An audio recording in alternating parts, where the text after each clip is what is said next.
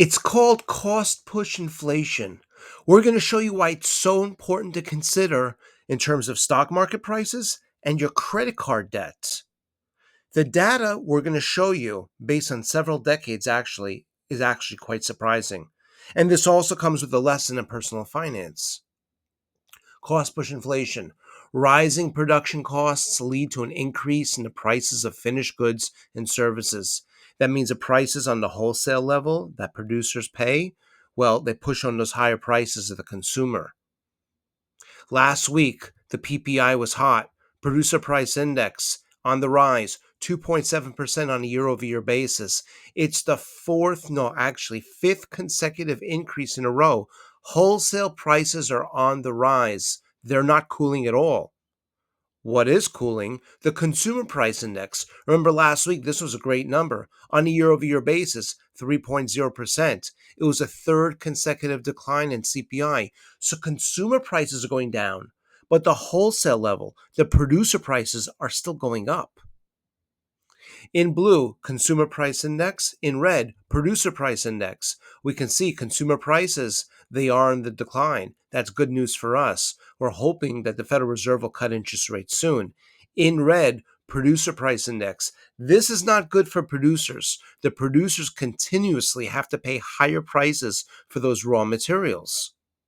Well, when wholesale prices go up and consumer prices go down, do corporate profits decline? Let's think about it. When a business that produces something, when they have to spend more for the wholesale goods, the raw materials, but they can collect less from the consumer, that cuts into their corporate profits.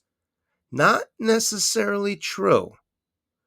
We looked at several decades of data. In blue, this is the PPI minus the CPI. In other words, it's the producer prices minus consumer prices. When the blue line goes up, it shows us that the cost of wholesale prices, the raw materials, are going up more than consumer prices. That's not good. In red, that's the S&P 500 earnings per share. Notice the correlation. It's actually pretty strong. When producer prices go up more than consumer prices, it's counterintuitive, but it actually correlates with higher earnings. We can see there's actually quite a strong correlation. Not perfect, but we're going to show you in just a moment how we can tune this to get a very close correlation. So how is this working? PPI is greater than CPI, but corporate profits go up. How is this possible?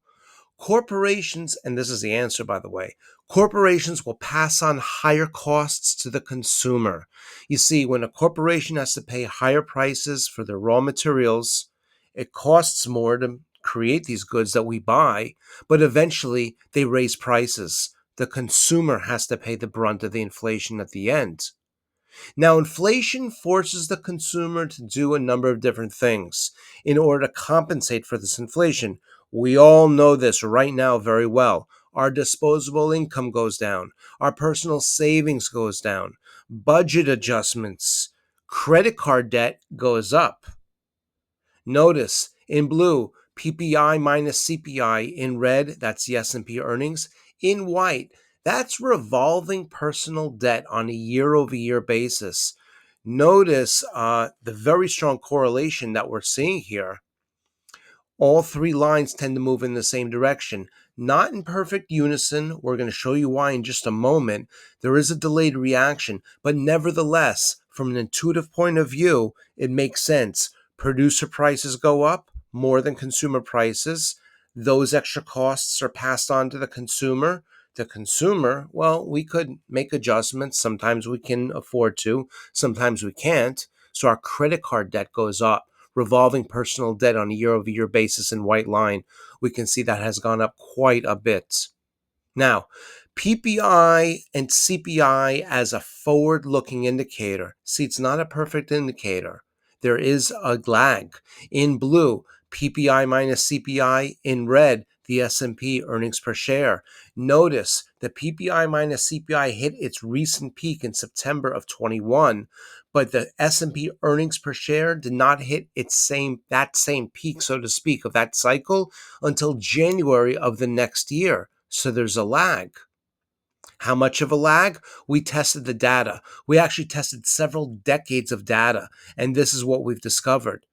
The highest correlation, in fact, a 69% correlation occurs when we have a 5-month lag. What is a 5-month lag? What does that mean? It means that when PPI goes up more than CPI, that tends to be reflected in the corporate earnings 5 months into the future. This is important, by the way, because stocks move under the anticipation of higher, lower corporate earnings. So when we're trying to anticipate 5 months from now what the corporate earnings per share, the earnings report, we're in earnings season right now, what the earnings report might look like, we want to look to see what does PPI minus CPI look like right now in order to forecast what corporate earnings are going to look like 5 months from now. In blue, again, CPI minus PPI minus CPI. In red, that's the S&P earnings per share shifted 5 months forward. And notice the correlation. And almost exact, well, not almost exact, but a very high correlation, 69%. 100% correlation would be a 1-for-1. But clearly we can see shifting the line forward, meaning anticipating where corporate earnings may be 5 months from now, we look to the current PPI minus CPI. Why is this now so important? Well, we're in the middle of earnings season, but more importantly, notice where PPI minus CPI is trending. In blue, that's a consumer price index, 3.0%. That's last week's number. That PPI is in red. That was last week's number as well. The gray histogram bars in the background, that's PPI minus CPI. It's negative, but notice it's trending higher. In fact, it continues to trend higher for the better part of 24 going into 23. What does this mean? It means that producer prices continue to go up more than consumer prices. In fact, we just saw producer prices are going up while consumer prices are actually going down. If history's any judge and this pattern follows through, 5 months from now, this indicator or this, economic idea tells us we may continue to see high corporate earnings. Producer prices going up, they're going to pass on those extra costs to the consumer. The consumer's going to, rack up more credit card debt, maybe make some sacrifices, but ultimately they're going to have to pay more money to the corporations for these goods and services. They're going to make more money and their stock prices will go up. Well, this leads us to a lesson in personal finance. How can we take advantage of this? During an inflationary cycle, consumer prices go up. During an inflationary cycle, earnings per share go up. If we can at all position ourselves to have more of our financial activity in investments to take advantage of these inflationary stock market trends like we're seeing lately, almost new highs every single day, while trying our best to curb consumer spending, well, that puts us on the right side of the equation.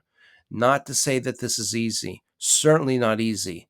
But if we look at history as any guide, this would be the type of position we'd want to take. This week's economic calendar, we have a lot. Manufacturing, retail sales, housing starts and building permits, business inventories, and a very big Fed's beige book, which we're certainly going to talk about as well. We hope this has been helpful. We look forward to seeing you back soon.